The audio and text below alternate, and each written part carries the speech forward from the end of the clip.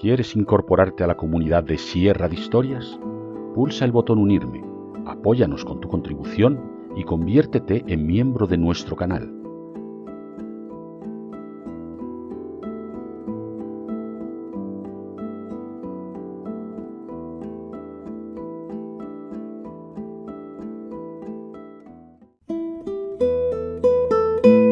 Sierra de Historias, con Alberto Garín. La iglesia de San Vicente en Ávila es uno de los edificios más destacados de la ciudad. Comenzado a construir a comienzos del siglo XII, va a irse rematando ya en el siglo XIII en una modificación del lenguaje arquitectónico. Pero no vamos a detenernos hoy en el estudio de esa estructura arquitectónica, sino que lo que queremos es entrar al interior del templo y ahí poder contemplar una de las obras escultóricas más interesantes de esta iglesia de San Vicente, pero que también lo es en el arte medieval castellano en general, el cenotafio del propio santo San Vicente. La construcción de la iglesia de San Vicente comenzó durante el primer tercio del siglo XII, posiblemente hacia 1130. Hemos de considerar que este territorio de Ávila había sido definitivamente conquistado por los cristianos tras la toma del reino islámico de Toledo por Alfonso VI a finales del siglo XI. De modo que cuando se lleva a cabo la construcción de esta iglesia, ese territorio abulense ya está perfectamente integrado dentro del Gran Reino de León y además perfectamente integrado dentro de la reforma religiosa que Alfonso VI había rematado, reemplazando la liturgia hispana por la liturgia romana, la propia de los papas de Roma, que se había consolidado, insisto, en los tiempos de Alfonso VI. Había habido algunas tensiones al respecto justo a finales del siglo XI, comienzos del siglo XII, pero para estos años de 1130 ya estaba perfectamente instalada y prueba de ello es el espacio litúrgico que se desarrolla en esta iglesia de San Vicente con una cabecera triple donde en el ábside mayor se situaría el altar principal y los ábsides laterales quedaban para usos secundarios, para poder poner otras sepulturas u otros altares que no estaban directamente vinculados a la liturgia principal de la Eucaristía. Ese altar mayor se construye sobre una cripta en la que la leyenda había dicho que habían estado enterrados San Vicente y sus hermanas. La cripta existe, es posible que pudiera haber habido algún tipo de enterramiento, pero no ha sido realmente localizado por los arqueólogos, de modo que nos queda esa duda de si realmente estamos en ese espacio extramuros de la villa romana de Ávila, donde en efecto pudo haber sido enterrado San Vicente, o si es ahora, a comienzos del siglo XII, cuando se va a desarrollar esa idea de el enterramiento, de la sacralización de ese espacio vinculado a San Vicente y a sus hermanas, y prueba de ello va a ser la propia construcción del cenotafio. Recordemos, un monumento funerario en el que no está incluido el cadáver del homenajeado al interior de ese monumento.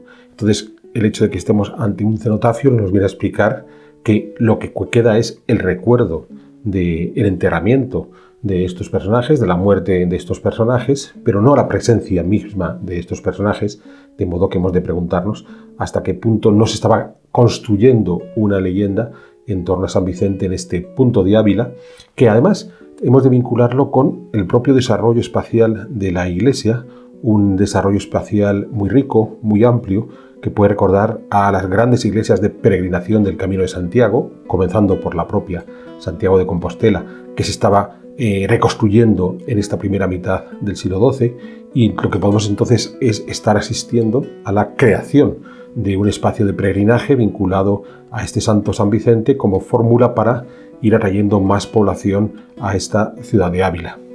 Esa iglesia comenzada hacia 1130 va a tener un parón en esos mediados del siglo XII para ya a finales de ese siglo XII ir rematando la obra, y es cuando empiezan a introducirse elementos propios de la arquitectura gótica con los arcos ojivales, y aún tendría sucesivas reparaciones en el siglo XIV, a finales del siglo XV, o cuando se incorporaron los hermosísimos retablos ya de los siglos XVII y XVIII. Pero vamos a centrarnos en ese cenotafio del que hablábamos en la introducción, donde se nos cuenta la vida y sobre todo el martirio de San Vicente y sus hermanas. En tiempos de las persecuciones auspiciadas por Diocleciano a finales del siglo III, uno de los pretores de Hispania, Daciano, fue avisado por un judío de que había un vecino, San Vicente, que no rendía culto a los dioses paganos. Y Daciano le exigió a este vecino, a Vicente, que acudiese frente a él y firmara un documento en el que se comprometía a rendir ese culto pagano. El gobernador entonces quiso forzar a Vicente para que renunciara a su fe cristiana, pero Vicente se empecinó en mantenerse en esta, y hay una simbología muy linda que es la huella del pie de San Vicente que queda inscrita en una piedra por la eternidad, así como su fe en Cristo también ha de ser eterna. Es entonces cuando sus hermanas, Sabina y Cristeta, le van a pedir a Vicente que huya, que no es conveniente que se quede cerca del gobernador, que posiblemente terminará por hacerle algún mal. Y deciden emprender la huida. Toman sus caballos y tratan de escaparse de la ciudad. Pero el gobernador es avisado de este hecho, convoca a sus soldados y les pide que vayan a capturar a Vicente y a sus hermanas. Y pese a que estos, como digo, parece que habían tomado cierta delantera y que huían en sus propios caballos, al parecer los soldados del gobernador tenían mejores animales y pudieron capturarles. Es entonces, tras esa captura, cuando comienza el martirio de los santos. De partida, los soldados le quitan las ropas a los prisioneros para colocarles en unas singulares cruces donde desarticulan sus huesos antes de acabar con sus cuerpos atrapados bajo una gran losa de piedra, momento en el que al morir los ángeles toman las almas de estos santos y las elevan al cielo. La conocida como elevatio animae, que era un tipo de iconografía bastante común en estos siglos centrales de la Edad Media. No podemos dejar de señalar que en ese momento que las almas ascienden al cielo aparece la mano de Dios que las recibe, en de nuevo una simbología muy interesante porque no aparece la figura del Padre, a pesar de que en el arte cristiano es habitual encontrar a Dios Padre perfectamente representado con una forma antropomórfica, pero que en este caso se trata de dar una simbología más espiritual en ese ascenso de las almas. Es entonces cuando el judío que había denunciado a San Vicente y que incluso había presenciado parte del martirio es envuelto por la serpiente del pecado que le hace tomar conciencia del error que ha cometido al denunciar a un hombre que era una buena persona y un correcto cristiano. Y así, arrepentido, decide construirle unas sepulturas a San Vicente y a sus dos hermanas donde poder conservar su recuerdo y su memoria como ejemplo de honorables cristianos. Este relato del martirio de San Vicente, Santa Sabina y San Cristeta está narrado de una forma tremendamente didáctica. Los estudios de restauración nos muestran que la policromía en gran medida, incluso cuando ha habido repintes, sí que se ajusta a los colores originales, de modo que, por ejemplo, San Vicente es fácilmente distinguible porque viste una toga azul sobre la que lleva una capa roja y es una variedad de colores que se van a mantener a lo largo de todo el relato. O el caso del judío, donde sí que va a cambiar el color de sus vestiduras, pero que ofrece un modelo de barba muy singularizado para este personaje. Por tanto, sí hay un empeño en que aquellos que observaban la historia podían reconocer a los personajes y a partir de ahí seguir las vicisitudes de los mismos. Es llamativo, son representaciones claramente antropomorfas, en cierta medida con una cierta dosis de realismo, porque lo que pretenden es que el espectador pueda comprender bien lo que se está narrando, pero sin llegar a caer en un naturalismo, digamos, absoluto, lo cual, sin embargo, hemos de pensar que en algunas de las escenas sí que se logra ese naturalismo. Veamos, por ejemplo, el contraste entre la forma de representar a los caballos, donde los cuerpos de los caballos son tremendamente exagerados en relación a la cabeza de los animales. Así lo comparamos con las escenas de los desnudos cuando le retiran la ropa a los mártires, donde se muestra el interés del escultor por hacer un buen estudio anatómico, aunque no sea absolutamente naturalista. Llama profundamente la atención cómo ha dibujado cada una de las costillas o cómo marca bien el vientre, los músculos de los mártires. Es decir, hay un afán didáctico por tratar de mostrar la realidad del relato, un afán didáctico que ya en la fase del martirio hasta adquiere ciertos tonos dramáticos. Ese momento en el que las cabezas de los santos es aplastada por la losa expresa realmente el dolor que se está manifestando en ese momento. Es decir, no es meramente el relato de una historia, es una historia que trata de apelar al alma del espectador que está mirando estas figuras.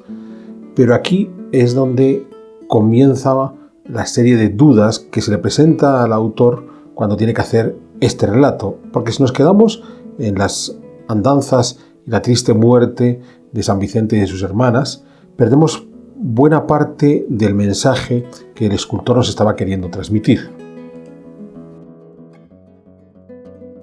¿Y cuál es ese mensaje? Pues más allá de la propia historia de San Vicente, la pregunta clave es: cuando somos acosados por esa autoridad que trata de romper con los principios de nuestra fe, ¿es legítimo huir? ¿Tenemos derecho a salvar nuestra vida antes que defender nuestra fe? Y lo que va a hacer aquí el artista, asesorado en la dimensión que no llegamos a establecer por un buen teólogo, quizás el sacerdote u otro religioso cercano a este artista, es la búsqueda de otros motivos de huida que podemos encontrar en los textos bíblicos y que nos muestren cómo sí puede ser legítimo ese proceso de escapar para salvar la vida de aquellos que atacan tu fe. El ejemplo más notable es el de los Reyes Magos. Y en uno de los laterales cortos del cenotafio nos vamos a encontrar ese relato de la adoración de los Reyes Magos. Vemos cómo llegan los 3 Reyes Magos con esa representación bastante bien establecida de el hombre joven, el hombre mediana edad, el hombre adulto, siendo el hombre joven el que en el futuro se va a convertir en el rey Baltasar.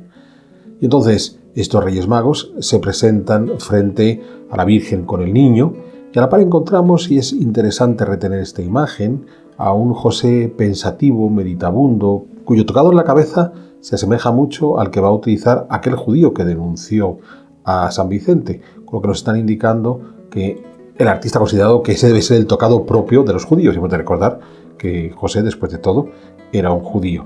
De partida tenemos esa adoración de los magos, no va más allá, pero es entonces cuando nos damos cuenta que el relato termina, cuando tras la adoración al niño, los magos se retiran a dormir y hay un sueño premonitorio donde un ángel les anuncia que si vuelven a Herodes, a ese rey que han visitado antes de conocer en persona al niño Jesús, sus vidas corren peligro porque es posible que Herodes les mande matar. Y los reyes buscan un camino alternativo para de esa manera salvar su vida. Por tanto, ya tenemos un ejemplo donde la Biblia sí legitima la posibilidad de huir si tu vida está en peligro ante un enemigo de la fe.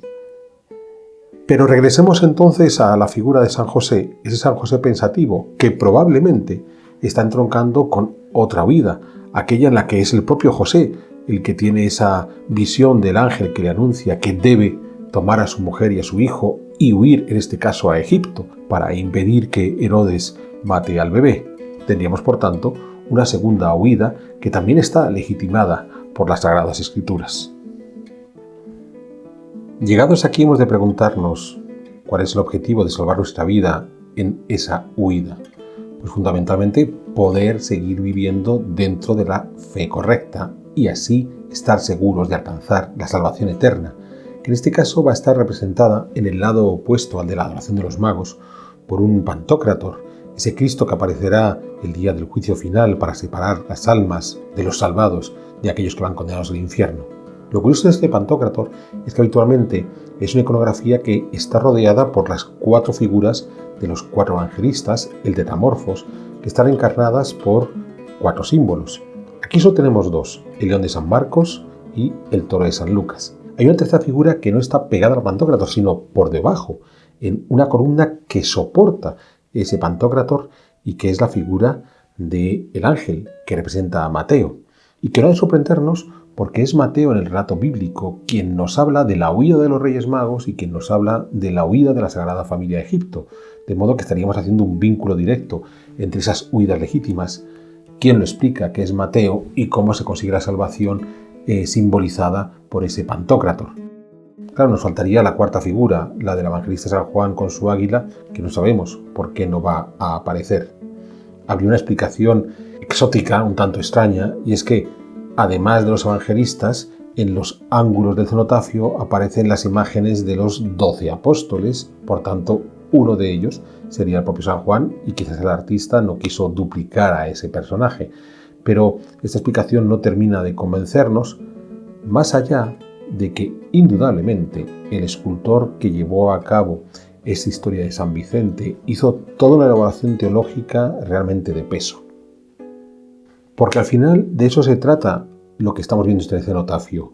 No es exclusivamente la historia de San Vicente, es esa cuestión fundamental sobre hasta qué punto preservar tu vida huyendo y por tanto no defendiendo la fe con el encono suficiente. Es una pregunta legítima que se están planteando estas gentes del siglo XII y el artista está dando una posible solución. Hay una serie de huidas legítimas, una vez más, a los Reyes Magos y a la Sagrada Familia de Egipto, que nos pueden venir a explicar que en efecto ese camino es viable. Pero además existe una segunda alternativa de una vida de retiro, de una vida de huida del mundo cotidiano, que también va a aparecer en este cenotafio de San Vicente y que hemos de preguntarnos si de alguna manera no era la justificación final de todo el conjunto, más allá de rendirle culto a estos mártires. ¿Y a qué huida nos referimos?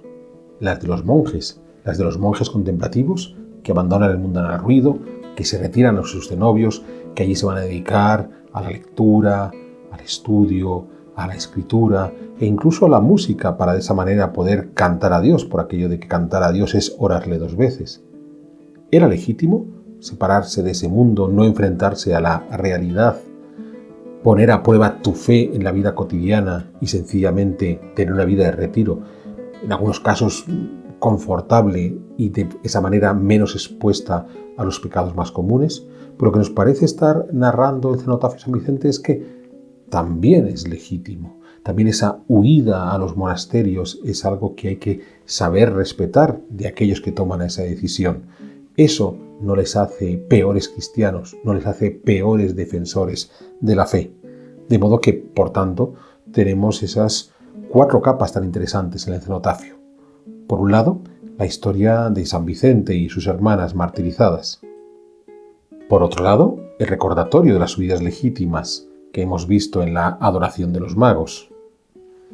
El tercer capítulo es estas huidas legítimas que nos recordó Mateo, el evangelista, nos llevan hacia la salvación representada en el Pantocrator.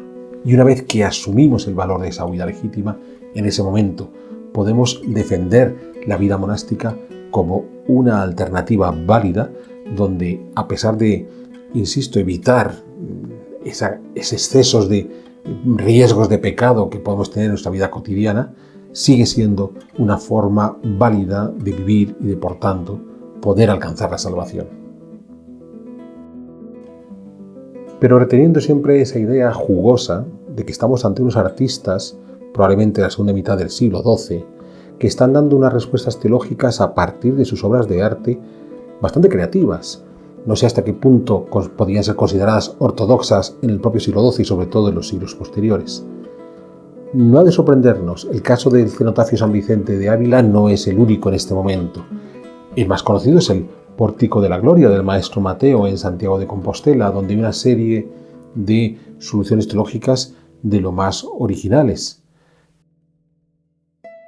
Pero hay otros casos, también contemporáneos, el Pórtico de la Iglesia de Santiago de Carrión de los Condes, la Iglesia de la Madalena de Zamora, que además los especialistas han tratado de vincular como resultado del mismo taller, del mismo artista, estos 3 ejemplos que he dado: el cenotafio de Ávila de San Vicente, la Iglesia de la Madalena de Zamora y la Iglesia de Carrión de los Condes en la puerta de la Iglesia de Santiago. ¿Quién sería este personaje? Pues alguien llamado Giral Fruchel y que se considera un maestro de obras de origen borgoñón que trabajó para Alfonso VIII en las últimas décadas del siglo XII. Es curioso porque tenemos el nombre asociado a una documentación vinculada a la construcción de la Catedral de Ávila, donde aparece Don Fruchel, y después tenemos un testamento de un tal Giral Fruchel, que todo apunta a que es el hijo de este Don Fruchel, por tanto son 2 personas distintas. El artista sería Don Frusciel, que quizás pueda derivar de un nombre latín que fuera Dominus Frugerius, domingo fructífero, y que quedó abreviado de esa manera. Es Don Frusciel el que pueda ser el maestro de obras, no su hijo Giral, a pesar de que la mayor parte de la información que vamos a encontrar suele atribuirle la autoría de estas obras a Giral. Él es el hijo del artista. Pero es que en el caso de Don Frusciel lo que sabemos es que es maestro de obras, es arquitecto. Y quizás pudo ser también quien elaborara las esculturas, o sencillamente fue la persona encargada de buscar a los escultores que desarrollaran estas obras. ¿Qué datos tenemos para darle ese origen borgoñón? Ninguno, más allá de la suposición de los historiadores del arte, de que dado el tipo de escultura muy depurada que vamos a encontrar, tiene ciertos resabios borgoñones. Lo más importante no son los resabios borgoñones, lo más importante es el relato teológico que encontramos, con una creatividad, con una originalidad que no viene del mundo borgoñón, donde en torno al gran cenobio de Cluny lo que se desarrolla es una escultura muchísimo más canónica, muchísimo más apegada a la teología defendida por los papas de Roma. Estas libertades teológicas que vamos a encontrarnos en Ávila, pero también en Zamora o en Carrión de los Condes, es algo muy hispano. No tendría que haber ninguna razón por la que un artista ajeno a esas tradiciones más atrevidas teológicas viniera de Borgoña para desarrollar este tipo de elaboraciones. Es algo que perfectamente pueden hacer un escultor o una serie de escultores hispanos, sobre todo cuando tenemos ese referente quizás un poquito más tardío que nuestro Don Frusciel, que es el maestro Mateo en Santiago de Compostela, que perfectamente podemos ponerle como originario de ese mundo hispano, asociado a otras creaciones artísticas ya desde finales del siglo XI y principios del XII en el Reino de León. No necesitamos buscar ese referente borgoñón, ¿de acuerdo? Pero lo más importante, ni siquiera estamos seguros que Don Frusciel sea quien haya hecho las esculturas, ya no las de Ávila, sino muchísimo menos las de la Magdalena o las de Carrión de los Condes. Pero lo que sí tenemos, y eso es lo más interesante de rescatar en el cenotafio de San Vicente de Ávila, es esa capacidad creativa para dar respuestas a cuestiones teológicas que perturbaban la mente de los buenos cristianos de este siglo XII y sobre todo esa cuestión tan curiosa que es la parte fundamental del cenotafio. ¿Es legítimo huir antes que anteponer la defensa de la fe? ¿Es legítimo salvar tu vida aunque eso pareciera que no estás enfrentándote al enemigo que te acusa de tener la fe incorrecta? Sí, es legítimo. Y aquí hemos de pensar en qué contexto nos encontramos. En un contexto en el que, hasta qué punto, lo decíamos al principio de escribir la Iglesia, ha desaparecido por completo la liturgia hispana o queda algún residuo que ha decidido, en lugar de enfrentarse a la autoridad, sencillamente esconderse.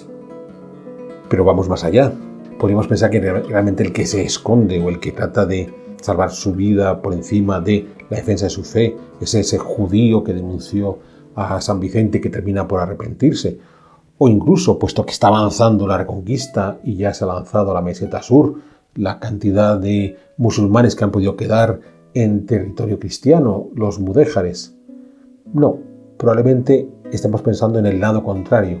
¿Qué ocurre con aquellos cristianos que ahora que se ha reconquistado todo ese territorio han vuelto a estar incluidos, los mal llamados mozárabes, han vuelto a estar incluidos dentro de los reinos cristianos? ¿Se les puede alegar que no hicieron una auténtica defensa de su fe, puesto que vivieron en territorio islámico sin realmente dar la cara para defender la fe cristiana? ¿O era legítimo que, dado que estaban bajo el dominio de este mundo musulmán y ahora al verse integrados de nuevo al mundo cristiano y poder ser señalados como esos malos cristianos, ellos pueden argumentar y decir, no, más allá de la defensa de la fe está la defensa de mi vida, porque solo de esa manera soy capaz de poder seguir viviendo esa fe de manera plena? Probablemente por ahí nos estamos moviendo, en esa previvencia, en el debate entre liturgia hispana, liturgia romana, o en ese otro debate que rara vez nos encontramos en las fuentes de cuál fue la recepción que los cristianos del norte que fueron reconquistando la península ibérica tenían frente a los grupos de cristianos del sur que habían permanecido en territorio islámico y que, según esa reconquista fue avanzando, quedaron integrados de nuevo en reinos cristianos. ¿Hasta qué punto fueron vistos como buenos cristianos? ¿Hasta qué punto se aceptó que haber huido de la defensa de su fe había sido el camino correcto para su salvación.